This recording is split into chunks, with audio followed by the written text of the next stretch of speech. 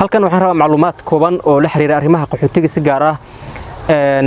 tirikoobka ka soconaya xiriyaha qaxootiga Dadaab in si guud oo ay dadka Soomaaliyeed ku jahawareereen waxyaabaha ka socda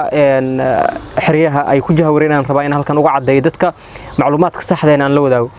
hadda xirada qaxootiga xaq dheer waxa ka socdo tirikoob kooban kaas oo lagu diiwaan gelinayo ama dad hore boonooyin loo siiyay oo qaxooti cusub oo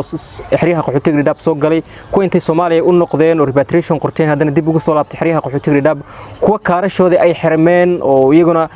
dadka qayb ka ah ayaa waxa jirtay in boonooyin la siiyay kadibna xirada qaxootiga dhexlaya waxa laga bilaabay dadkii boonooyinkaas la siiyay in la siiyo dabcan la diiwaan geliyo caruurtii faraha laga qaado la sawiro dadkii diiwaan gelin guud loo sameeyo kadibna kaar ka duwan kaarka qaxootiga ee rasmiga ah dadkii hore ay haysteen kaar ka duwan la siiyo hadaba dadka su'aalaha is weydiinayaan inta ugu badan ay is weydiinayaan ee lagu jahawareersan yahay ayaa waxa la qaadanayo ama hadeertan dadka la soo siinayo ma kaarkii dhabta ahaa ee qaxootinimada ee ay dadkii hore haysteen ama dadkii qaxootiga ah rasmiga ay hore u haysteen miya dadkan la siinaya mise waa ku duwan yahay dadka inta badan waxa looga sheekeeyay in kaar caadi ah la bixinayo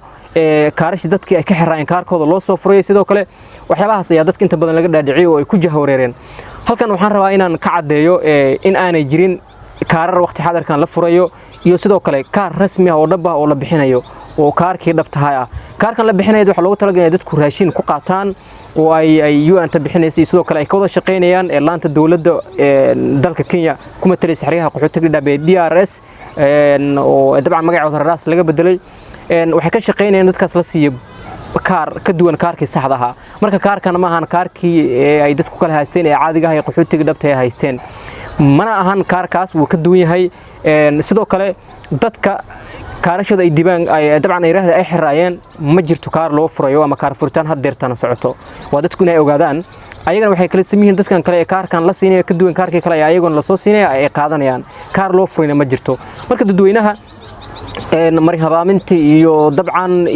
jahawareerka lagu riday xiriyaha qaxootiga Dadaab waxa rabaan muuqaalkan kaga bogataa inaysan sida wax u jirin sida saxda ay tahay in kaarkan la bixinayo kaarashi hore oo dhabtahay uu ka duwan yahay dadka kale ay raashin ku qaadanayaan waxa isbedel haduu imaado ama dadka ay noqoto in manifest la siiyo ama diiwaan gelin rasmi ah oo kaarkan haday haystaan lagu bedelo kaarkii dhabtahay dadka hore u haysteen qaxootiga rasmi lagu bedelo ay noqoto dabcan UNHCR iyo sidoo kale ilaanta dawladda dalkan ku matalaysa DRS way ka hadli doonaan wayna soo bandhigi doonaan laakiin misinformation ka ama marhabaantii iyo macluumaadka qaldan waxaan rabaa in dadka ka jaahil baxaan waxaan codsanayaa si guud muuqaalkan inta daawanaysa ama daawan doontaba dabcan waxaan rabaa inay faafiyaan oo ay dadka gaarsiiyaan xiriyaha qaxootiga ku nool macluumaadka saxda ah oo ay xogta dhabta ah ee rasmiga ay sidaas u qaataan waan arkay dad fara badan markay tagaan halkaas ayaa dabcan dadkii kale ee xaafadaha joogay oo aan macluumaad dhab haynin waxa looga sheekeynaa in ay UN ka socoto in dabcan dadkan kaar dhab la siinayo sidoo kale in kaarashi xiray la furayo marka dadka fasahaad iyo jahawareer iyo waxyaabo fara badan oo wax dhabta ka turjumayaan ayaa markaasi lagu marhababiyo ay ku wareereen marka muuqaalkan waxa rabaa inaad saas u ogaataan oo aad si share gareysaan dagalkan cusub ama janelkan cusub dabcan aan kaga hadli doono arrimaha qaxootiga iyo macluumaad walba oo soo kordhana sidoo kale aad subscribe iyo like iyo sidoo kale share aad si mareysaan si macluumaadka dhabta ah ee xaqiiqada ay dadka halkan uga helaan wamaasintiin cid walba oo muuqaalkan daawanayso waan u mahadnaqayaa waxaan rajaynayaa asxaabta daawanaysa muuqaalkan ama inta daawataba ay si gaarsiisay inta kale ee u baahan macluumaadkan dhabta ee rasmiga ah hesho magacaygu waa Aadan Cabdi Murtile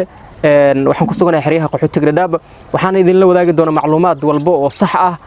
ama wax walba oo ka jira xiriyaha qaxootiga Dadaab oo ay hay'aduhu sameeyaan sida wax sax ah yihiin ayaan halkan idinku soo gudbin doonaa waad mahadsantiin daawashadiina assalaamu calaykum waraxmatullaahi wabarakaatuh